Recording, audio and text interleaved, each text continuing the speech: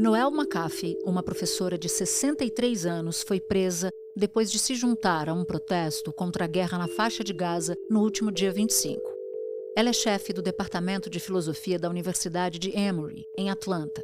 Autora de um livro sobre política autoritária, Noelle foi levada algemada por um policial que cobriu o rosto com uma balaclava. Is there anything I can do for you right now? Can you call the philosophy department office and tell them I've been requested? Na mesma universidade, um estudante foi rendido por 3 policiais e imobilizado com uso de taser no abdômen. Ele xingava e gritava.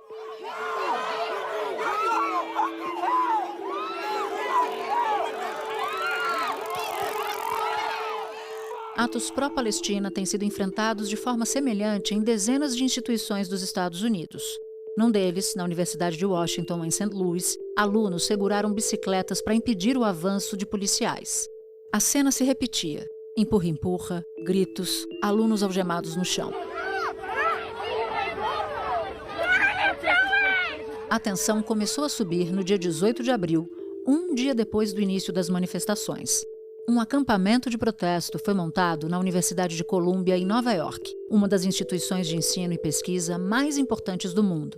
A Columbia tem uma das melhores escolas de direito dos Estados Unidos, das melhores escolas Business School de administração, das melhores escolas de medicina. Tem uma graduação muito tradicional, os alunos são extremamente preparados, quase todos só tiraram A na vida inteira antes de ingressarem na Columbia.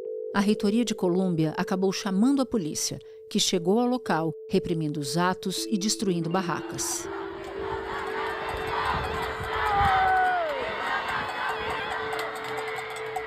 Como em outros momentos da história americana, a repressão violenta acabou alastrando ainda mais os protestos.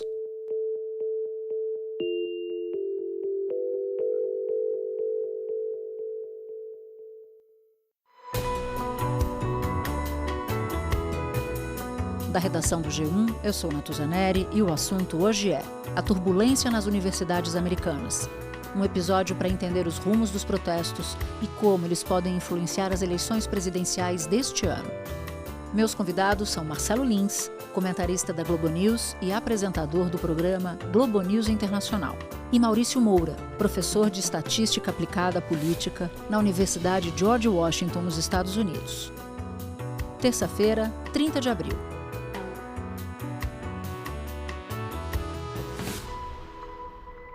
Lins, essa onda de protestos em universidades começou pequena no dia 17 de abril último agora.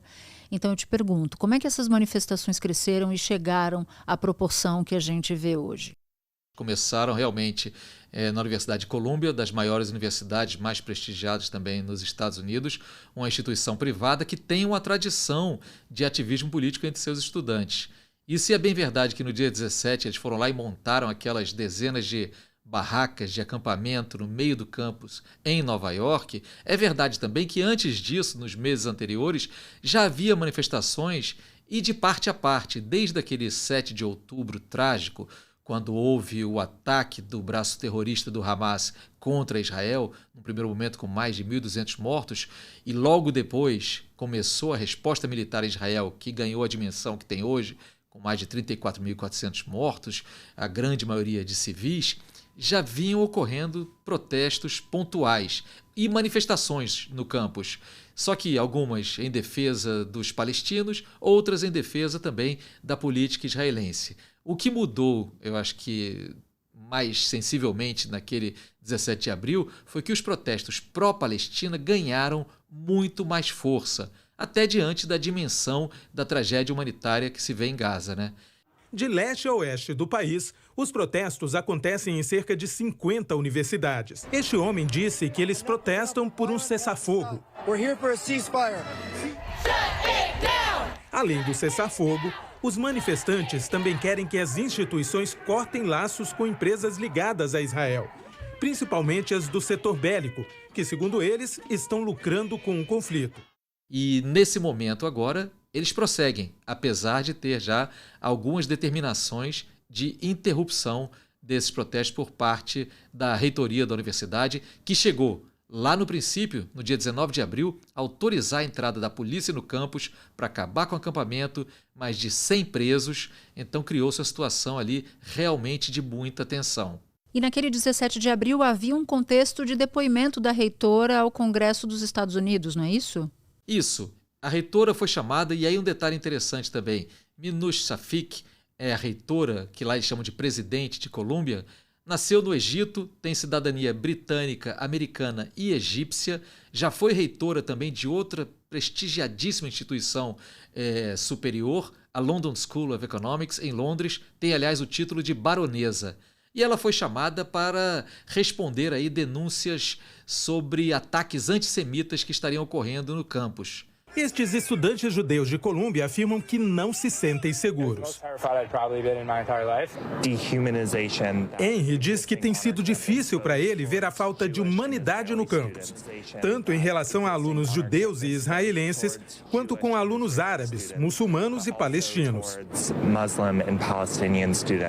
E nesses protestos há inclusive a participação de judeus em apoio aos palestinos, mas há casos de antissemitismo também. Por exemplo, um dos líderes do movimento chegou a pedir desculpas porque teria dito que sionistas não merecem viver.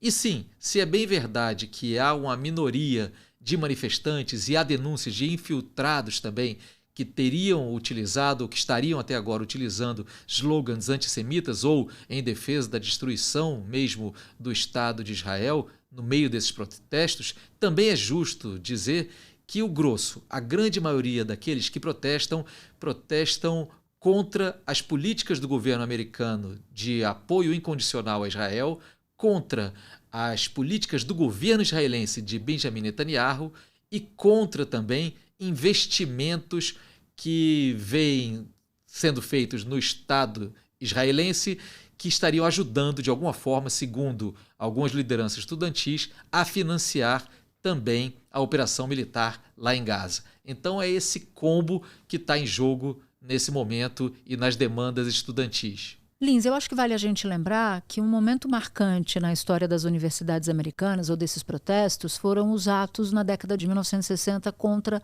a Guerra do Vietnã. Em 2020 também, o país registrou uma onda absurda de protestos, muito grande mesmo, depois da morte do George Floyd, que morre asfixiado por um policial e que acabou dando força ao movimento Black Lives Matter. E como a política de repressão policial acaba normalmente funcionando como combustível, eu queria te ouvir sobre isso. Sem dúvida, Natuza. Há paralelos possíveis que podem ser feitos, sim. Lembrando que as origens de protestos estudantis, especialmente na Universidade de Colômbia, remontam ainda ao século XIX, quando um começo de ano letivo chegou a ser adiado, não aconteceu, por conta de protestos por mais democracia no então governo republicano nos Estados Unidos. Você está certo em lembrar que no final dos anos 60, com a Guerra do Vietnã, esses protestos ficaram muito intensos na Universidade de Colômbia e os protestos eram contra as políticas do governo e, mais uma vez, também contra o financiamento de empresas, inclusive com dinheiro de financiadores ou da própria universidade, que é uma gigantesca instituição privada, em empresas que eram acusadas de estarem contribuindo para o esforço de guerra lá no Vietnã. E sim, a repressão ela adquire mais ou menos a mesma intensidade, pelo menos no momento inicial, do que os protestos em si. E depois que ela adquire essa intensidade, foi assim nesses protestos contra o Vietnã, com repressão policial duríssima, e foi assim agora de novo, ela parece dar um novo ânimo aos manifestantes. A estimativa é que mais de 800 pessoas tenham sido presas nos últimos 11 dias. A maioria por resistir em desmontar acampamentos. Lembrando que em outros momentos da história recente, ou contemporânea, pelo menos da Universidade de Colômbia, houve ondas de protestos muito intensas também contra o apartheid, e aí, mais uma vez, o paralelo é cabível, era contra o racismo, contra o apartheid, contra empresas que eram vistas como financiadoras do regime racista da África do Sul. Esses protestos antirracistas foram vistos novamente nessa onda que você citou do George Floyd, quando milhares e milhares de americanos foram às ruas e as universidades tiveram um papel preponderante também nessa onda de manifestações. E, mais uma vez, a repressão policial, uma tradição também nos Estados Unidos, se viu presente, dando novo ânimo, como eu dizia, aos manifestantes. Me parece que quanto maior a repressão, maior parece ser a resiliência dos estudantes universitários e com eles trazem também a reboque uma parte muito relevante da sociedade americana que não se contenta, digamos assim, com o que lhe é dado e que tem sim uma tradição de se manifestar nas ruas para fazer valer seus direitos ou as palavras de ordens que defende. Você chegou a citar movimentações e manifestações antissemitas que pregam contra o Estado de Israel e promovem agressões a estudantes que são estudantes judeus. Há alguns relatos disso. Como é que tem sido a repressão a esses casos, Lins, e o quanto eles destoam do foco dos protestos? Então, pegando pelo final, Natuza, me parece que os protestos ou as manifestações claramente antissemitas, que sim, foram registradas em alguns momentos, quando se diz que Israel não deveria ter o direito de existir e coisas do gênero. A gente falava outro dia, inclusive, com o Fernando Lotenberg, que é comissário da Organização dos Estados Americanos para o enfrentamento do antissemitismo, e ele disse ter ficado muito tocado com um cartaz que dizia "Judeus voltem para a Polônia", ele que tem raízes polonesas também e que sabe o que significou a diáspora judaica. Então, existiram e foram reprimidas com dureza também, com a perda de bolsas de estudo para alguns estudantes, com a expulsão sumária eventualmente também, e me parece que também do lado das lideranças estudantis, ou pelo menos da maioria delas, com o olhar mais aguçado no sentido de impedir que ou alunos da própria Colômbia, e isso aconteceu também em outras universidades, levassem adiante esse tipo de palavra de ordem absolutamente indefensável, pois o antissemitismo, assim como a islamofobia e outros preconceitos, não tem defesa. Então eles aumentaram também, digamos, uma fiscalização sobre o próprio movimento, o que eu acho algo relevante e bastante democrático. Mas a reação tem sido duríssima. E não custa lembrar também que alguns anos atrás, o então presidente do Irã, Ahmadinejad, representante, portanto, daquele regime dos ayatolás altamente repressor, chegou a ser convidado como um dos participantes da Assembleia Geral da ONU a dar uma palestra em Colômbia. Isso gerou, na época, muita controvérsia, muitos protestos também, e houve ali até a criação de um grupo de estudantes de várias religiões, de várias procedências, para enfrentar o eventual ressurgimento do antissemitismo.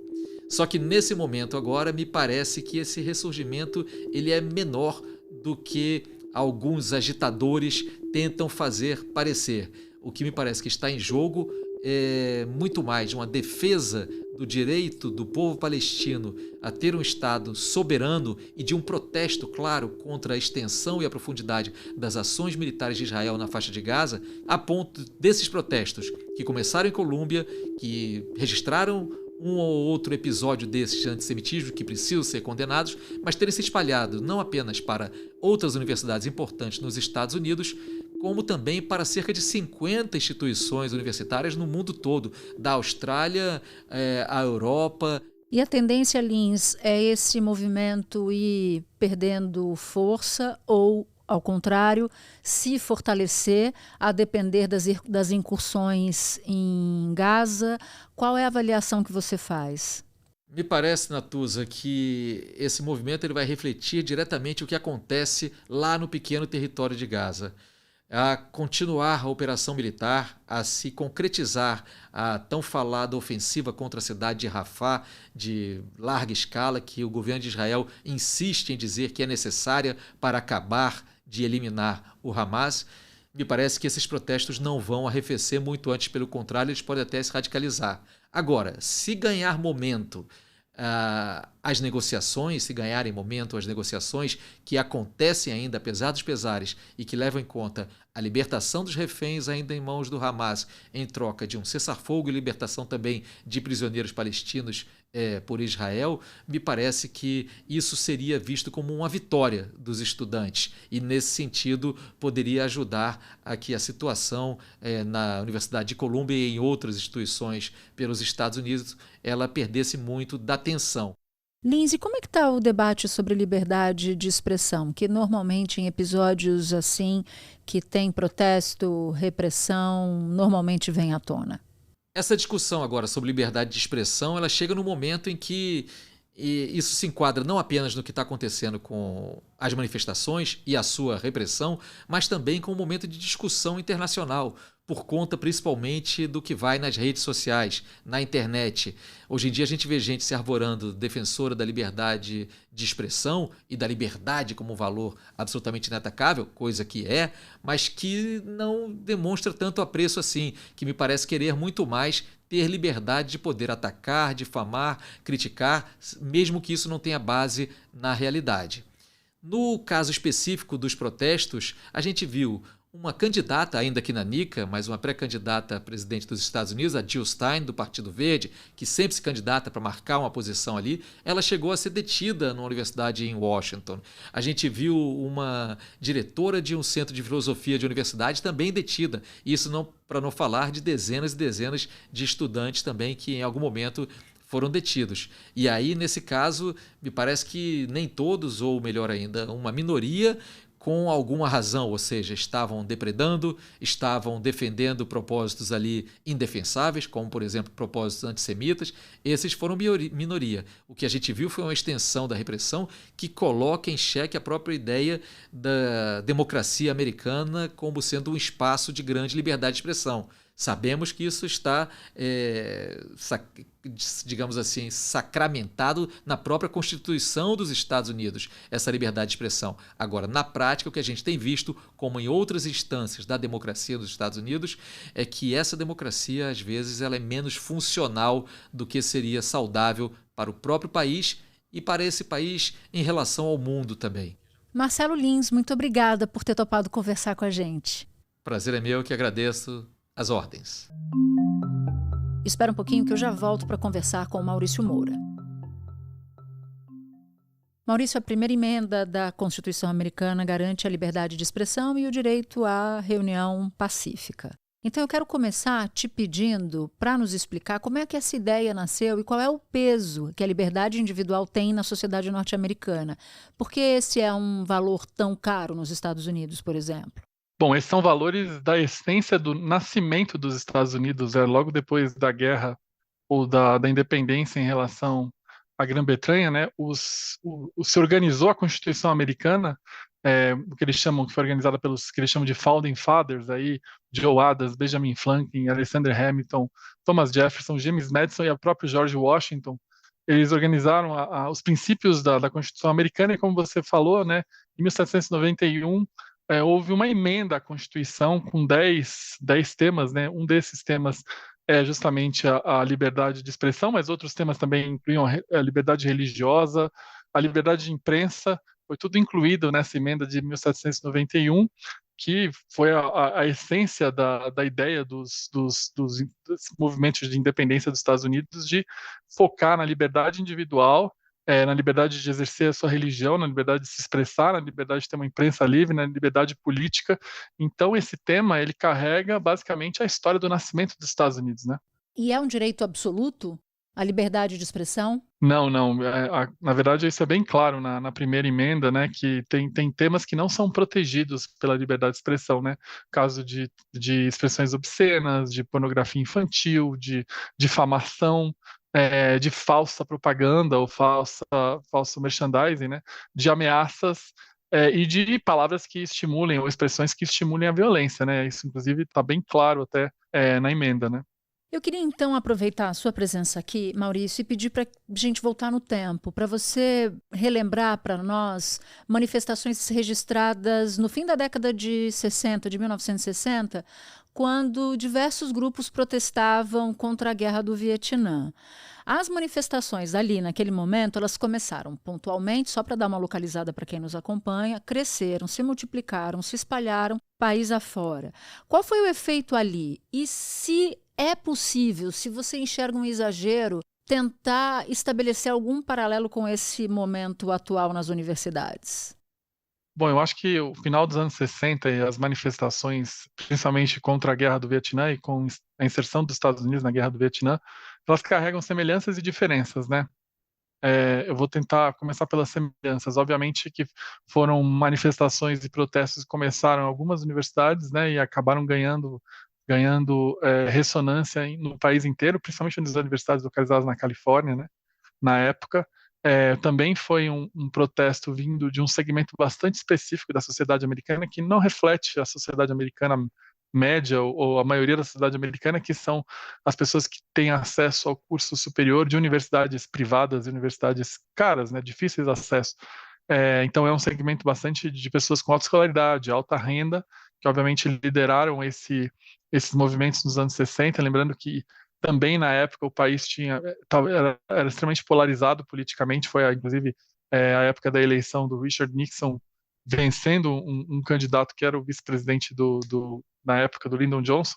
Então existia a polarização. Agora, como diferença, eu acho que tem uma diferença crucial, que a primeira diferença é justamente os Estados Unidos não está envolvido diretamente, né, nesse conflito, como obviamente estava envolvido num conflito que durava uma década, que era o Vietnã. Então acho que não tinha envolvimento direto. Então, por exemplo, na época, no final dos anos 60, muitos jovens não queriam ser recrutados para lutar no Vietnã. É claro que essa situação não existe hoje. E também na época, Natuza, não existiam redes sociais, né, que potencializam tudo, né? Potencializam os protestos, potencializam as narrativas, potencializa a polarização. Então a gente tem um ciclo de muito mais contínuo em tempo real, que obviamente não existia no final dos anos 60. Né? E como é que o eleitorado americano está reagindo a esses protestos? Porque a gente está a 7 meses das eleições presidenciais. Trump e Biden disputando cada palmo do eleitorado dos Estados Unidos. Como é que isso está pegando? Bom, eu tenho uns dados aqui que eu queria compartilhar, uma pesquisa que saiu na Pew Research Center, que mostra que 31% dos americanos tendem mais a apoiar, né, o povo israelense nesse conflito, 26% apoiam os ambos, né, os palestinos e israelenses, e 16% tendem a apoiar mais a causa palestina. Mas isso é no geral. Entre os republicanos, esse número de suporte aos israelenses passa de 31 para 52, e entre os democratas, o número de apoio aos palestinos passa de 16 para 28. Agora, o que mais chama atenção nesses dados é que entre os jovens de 18 a 29 anos, 33% apoiam a causa palestina contra 14% a causa israelense. Ou seja, esse é um tema que está muito, muito concentrado, no que eu falei, nessa faixa etária, né, de 18 a 29, nos jovens, obviamente, e isso também que frequentam universidades, né, como tem se materializado. Só que é um tema, Natuza, que não, na nossa visão aqui, não é um tema que pode decidir a eleição do ponto de vista macro. Os principais temas ainda na eleição americana hoje são a inflação, né, a economia e uma questão imigratória, e em alguns estados a questão do aborto ou não aborto, né. Dito isso, eu sempre defendo aqui que a eleição americana vai ser decidida em 6 estados, né, que são os estados que realmente vai ter disputa entre os democratas e republicanos, que é Nevada, Geórgia, Arizona, Pensilvânia, Michigan e Wisconsin. E no Michigan existe um grupo de eleitorados árabes americanos que costumam votar democrata, né, que na casa de 220 mil eleitores, que podem ser decisivos nessa eleição. Lembrando que no Michigan as diferenças sempre foram pequenas. O Trump ganhou da Hillary com menos de 10 mil votos no Michigan, o Biden ganhou com mais ou menos 60 mil votos. Então, assim, esse grupo de eleitores ele pode ser decisivo para uma vitória ou não do Biden. Mais de 900 mil eleitores democratas participaram das primárias no estado e a apuração confirmou o que se esperava. 81% escolheram Joe Biden para candidato à reeleição pelo partido, mas 13% entregaram a cédula sem marcar o nome de um candidato específico. Foram mais de 100 mil votos assim, o dobro do previsto pela campanha de Biden. Como o voto nos Estados Unidos não é obrigatório, eleitores democratas que protestaram na prévia do partido agora ameaçam não votar em Biden nas eleições de novembro. Os sinais são muito negativos. Nas primárias, o Biden, apesar de não ter concorrência nas primárias no Michigan, teve 10% dos democratas que votaram contra ele, né? Um protesto. Então, é muito importante ficar de olho nesses subsegmentos desses estados, né? Mas eu fiquei com uma dúvida aqui, porque eu tenho lido artigos que dizem que há uma grande preocupação hoje na Casa Branca com o eleitorado jovem, que não se engajava pelo Biden, né? O eleitorado jovem democrata que não está muito afim de ir votar porque não se empolgaria com Biden. Com esses protestos pró-Palestina se multiplicando, ou concentrados em universidades muito proeminentes e muito influentes, e uma paralisação, ou mesmo cenas de violência acabam chamando a atenção do mundo inteiro. Com esse dado que você nos traz, que entre os jovens 33% tem uma posição pró-Palestina, isso não é um problema, uma dor de cabeça para Joe Biden? Não, certamente é uma dor de cabeça, só que quando a gente faz uma leitura mais microscópica desses estados, a maior dor de cabeça é com esse eleitorado aí árabe-americano, porque se por um lado esses jovens são mais atentos a esse tema, por outro lado, Natuza, esses jovens rejeitam o Donald Trump com mais força, né? Então, no caso desse eleitorado árabe-americano, esses dois temas vão ser, por um lado ele rejeita o Donald Trump, por outro lado ele está com raiva da maneira que a Casa Branca está lidando com esse conflito, né? Ou seja, então, para resumir toda a nossa conversa aqui, embora os Estados Unidos não estejam diretamente engajados na guerra em Gaza, como se engajaram na guerra do Vietnã, que é o paralelo sobre o qual a gente conversava aqui, Biden perde muito com essa mobilização. Não só a mobilização nas universidades, mas no eleitorado árabe nessas regiões às quais você se referia, sobretudo em Michigan. Não, totalmente. Lembrando, Natuza, quem é o eleitorado core do Biden, né? É importante dizer isso, né? Porque hoje nos Estados Unidos, o eleitorado democrata ele é basicamente constituído por eleitores brancos com curso universitário. É o core do eleitorado do Biden. É o contrário do Trump. O core do eleitorado do Trump são eleitores brancos sem curso universitário. Então, obviamente, quando tem uma tensão nesse grupo de eleitorados, obviamente, é ruim para a campanha do Biden. A Casa Branca, ela sabe disso. A gente tem, quando eu converso com fontes lá próximas da campanha, existe uma preocupação enorme, porque a coalizão do Biden, ela é potencialmente maior que a do Trump, porque ela tem esses eleitores com escolaridade, ela tem eleitores latinos, afro-americanos, asiáticos, só que ela é mais ampla que a do Trump, só que ela é menos sólida que a do Trump. Qualquer coisa na coalizão do Biden pode fazer a diferença entre ele perder ou não. A coalizão do Trump é menor, ele tem lá os brancos sem curso universitário, ele avançou nos eleitorados latinos e asiáticos, mas e evangélicos, né? Eles são menos em termos percentuais, só que eles são mais sólidos e comparecem mais. Então, qualquer coisa que possa desequilibrar essa coalizão, que já é complexa de se manter, né? O Biden tem desde eleitores que são próximos ao Bernie Sanders, que é o lado mais esquerda do Partido Democrata, até gente do Partido Republicano que não gosta do Trump. Essa combinação ela é muito complexa de se manter. E, obviamente, os jovens, né, principalmente os jovens com curso universitário, brancos, que frequentam essas universidades que ocorreram os protestos, eles são fundamentais nessa coalizão, né? Maurício Moura, muito obrigada, como sempre, por ter topado conversar aqui com a gente. Obrigado, um prazer. Este episódio usou áudios da agência Reuters. Este foi o Assunto, podcast diário disponível no G1, no Globoplay, no YouTube ou na sua plataforma de áudio preferida. Comigo na equipe do Assunto estão Mônica Mariotti, Amanda Polato, Carol Lorenzetti, Luiz Felipe Silva, Tiago Kazuroski e Gabriel de Campos. Eu sou Natuza Neri e fico por aqui. Até o próximo assunto.